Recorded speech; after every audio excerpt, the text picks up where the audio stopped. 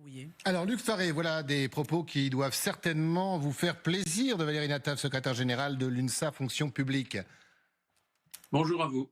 Bonjour. Vous aussi, vous considérez que l'État passe en force ou tout simplement il y a urgence?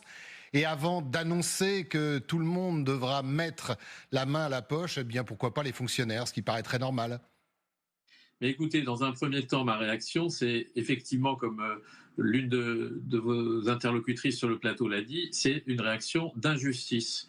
D'injustice parce que les agents publics, aujourd'hui, vont faire partie des gens qui vont devoir avoir 3 jours de carence. Et 3 jours de carence, ça veut donc dire 3 jours sans être rémunérés. Et évidemment, cette mesure n'est pas compensée ni par l'employeur, alors que dans le privé, la plupart du temps, les conventions collectives permettent aux employeurs de compenser, ni par la protection sociale complémentaire, c'est-à-dire les mutuelles, ou pour la fonction publique, c'est interdit. Et donc, nous disons, ce n'est pas juste. C'est d'autant moins juste que les salaires n'ont pas augmenté. Et vous posiez la question, est-ce que nous avons été interpellés, interrogés?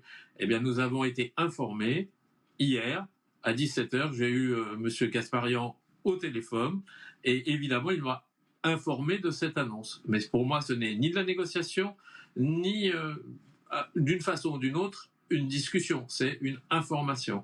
La décision semble être prise. Alors moi, aujourd'hui, qu'est-ce que je dis? Je dis que ce n'est pas juste, mais je dis aussi qu'on n'est pas obligé de faire reposer sur les agents malades la réussite budgétaire en France.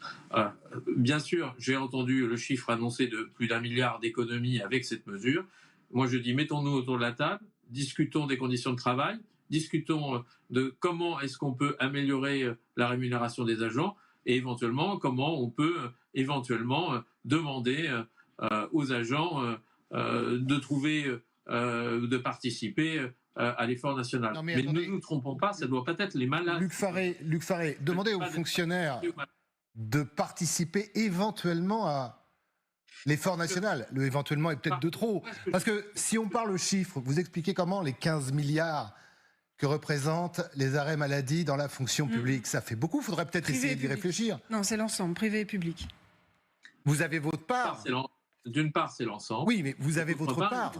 Vous n'êtes pas exonéré. Il faut qu'on fasse attention. Le rapport de l'IGAS qui a été publié au mois de juillet se base sur des chiffres de 2022. On ne connaît pas les chiffres de 2023, mais mes informations me font dire qu'aujourd'hui, nous sommes en régression sur le nombre d'arrêts maladie. Et je vous rappelle qu'il y a eu une poussée assez importante dans toute la France liée au Covid.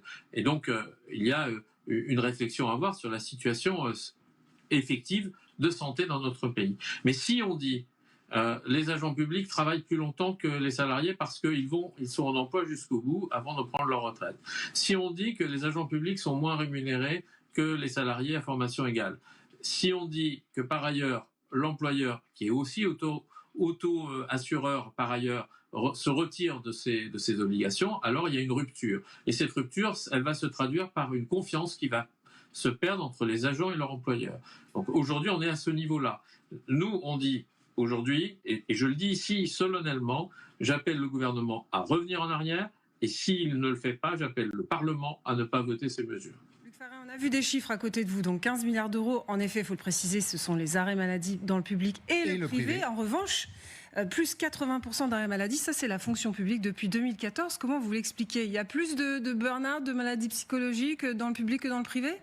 Les conditions de travail se détériorent dans le secteur public, tout le monde le sait aujourd'hui. Pourquoi? Parce qu'il y a des suppressions d'emplois et on ne supprime pas les missions. Donc, quand on est moins nombreux pour exercer la même mission, évidemment, il suffit de regarder par exemple ce qui se passe à l'hôpital, tout le monde le voit et tout le monde comprend ce qui s'y passe. Eh bien, vous avez une des difficultés qui est devant nous. Donc, la question des conditions de travail et donc de l'emploi est une vraie question. Mais je ne veux pas botter en touche sur la question des arrêts de maladie. Les arrêts de maladie, elles sont décidées non pas par l'agent, sont décidées d'abord et avant tout par un médecin. Et quand on a un accident, c'est aussi un médecin qui arrête les agents. Donc il faut qu'on se le rappelle. Je vais prendre un exemple simple. Quand un enseignant est malade, s'il va en classe, qu'est-ce qui se passe? Il va infecter l'ensemble de ses élèves. S'il s'arrête, évidemment, il les protège aussi. C'est un exemple parmi d'autres.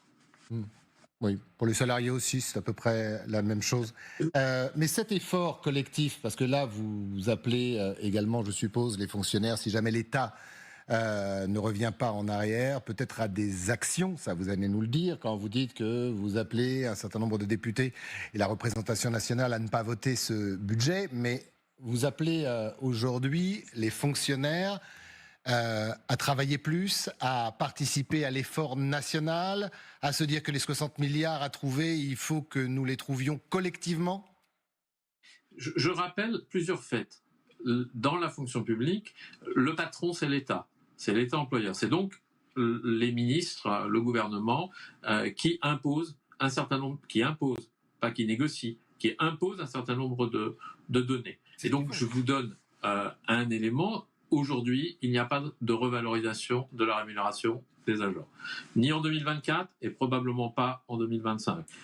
Je vous rappelle que le gel de la valeur du point d'indice date de 2011.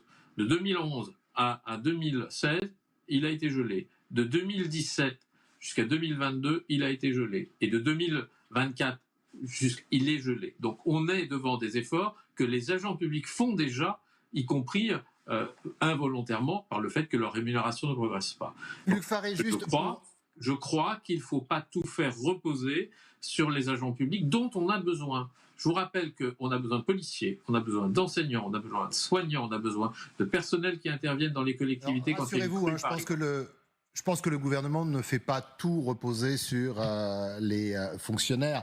Si jamais Bercy, Matignon ne vous entend pas, est-ce que vous appelez à des journées d'action, de mobilisation ?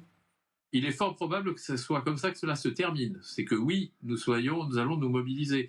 Nous sommes en contact avec les organisations syndicales, l'ensemble des organisations syndicales. Évidemment, il est trop tôt, vu que les annonces ont été faites hier soir, pour vous donner des éléments concrets. Mais nous sommes en discussion. Merci beaucoup, Luc Faré, d'avoir été avec nous, qui nous a appris d'ailleurs que ça s'était passé par un coup de téléphone. Vous parliez de méthode, Valérie, on y est.